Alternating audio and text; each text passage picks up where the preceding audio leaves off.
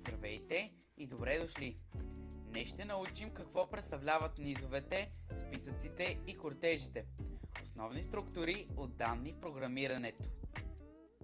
Низовете са текстови данни, съставени от поредица символи. Списъците са колекции от елементи, които могат да се променят. Кортежите са подобни на списъци, но не могат да се променят.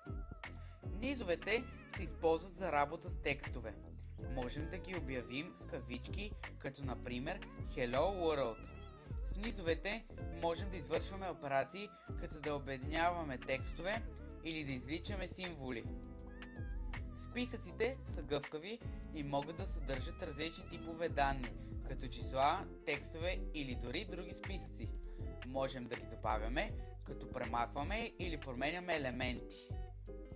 Кортежите са подобни на списъци, но те са неизменяеми.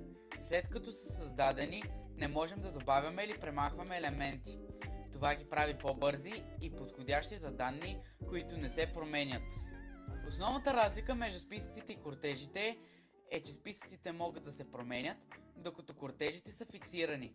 Избирайте списъци за данни, които ще се обновяват, и кортежи за такива, които ще останат постоянни.